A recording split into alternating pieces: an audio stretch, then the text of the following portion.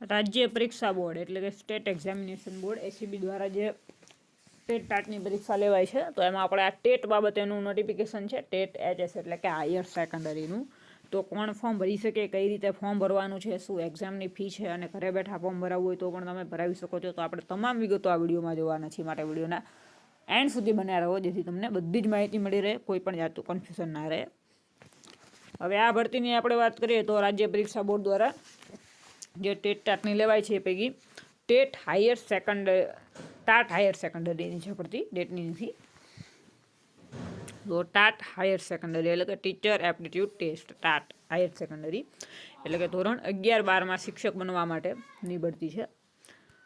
તો આમાં તમારે કઈ રીતે ફોર્મ ભરવાનું, શું લાયકાતને બધું છે આપણે આગળ જોઈશું.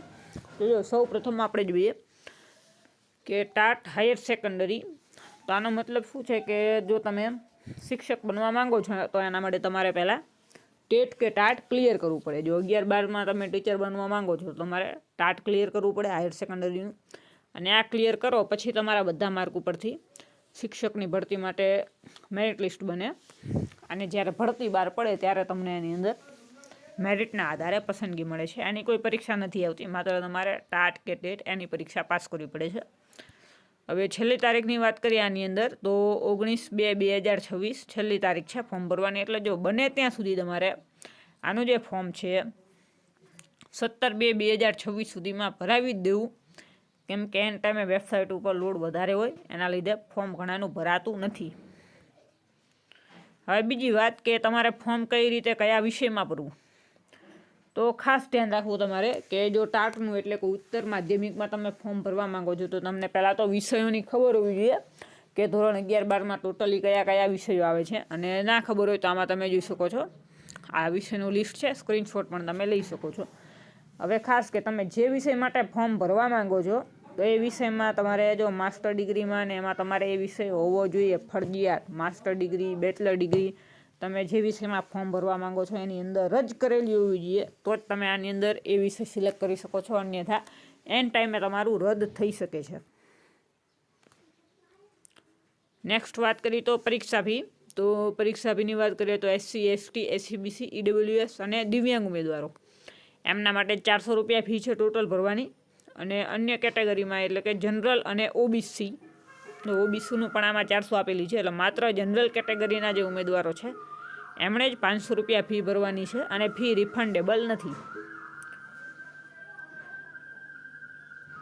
અને પરીક્ષાની વાત કરીએ તો આમાં પરીક્ષા તમે જોઈ શકો છો કે 2 પરીક્ષા આવે, પ્રાથમિક પરીક્ષા આવે અને મુખ્ય. જે પ્રાથમિક પરીક્ષા છે એમાં MCQ આવશે. મુખ્ય પરીક્ષાની વાત કરીએ તો એમાં ડિસ્ક્રિપ્ટિવ એટલે કે લેખિત આવશે, જેમાં તમારે લખવાના આવશે ક્વેશ્ચનના આન્સર ને બધું. જો આ પેપરનું બધું આપેલું છે કઈ રીતે શું પૂછાય, તમારા વિષયના આધારે પૂછાતું હોય, બીજું કાંઈ છે નહીં. તમે સ્ક્રીનશોટ લઈ શકો છો, આમાં જોઈ શકો છો કે કઈ રીતે શું બધું છે.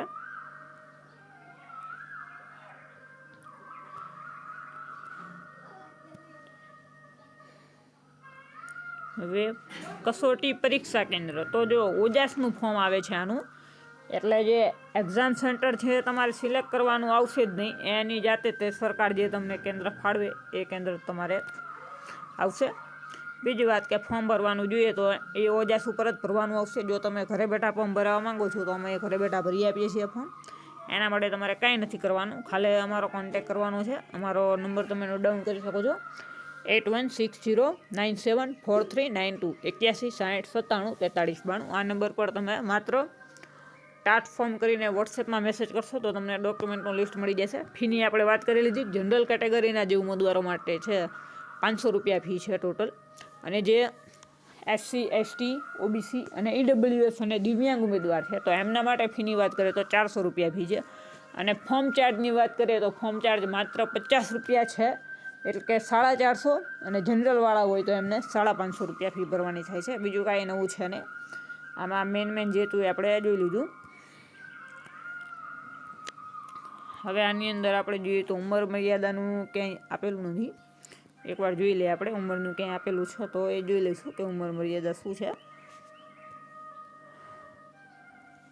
આપણે વિડીયો લાંબો ન કરતા, ઉંમર મર્યાદાનું આમાં ઉપર દેખાતું નથી, પણ ઉંમર મર્યાદાની આપણે વાત કરીએ તો તમે 20 વર્ષથી લઈને 40 વર્ષ અને મહિલા ઉમેદવાર હોય તો 45 વર્ષ સુધી આની અંદર અરજી કરી શકે છે, ફોર્મ ભરી શકે છે, પરીક્ષા આપી શકે છે.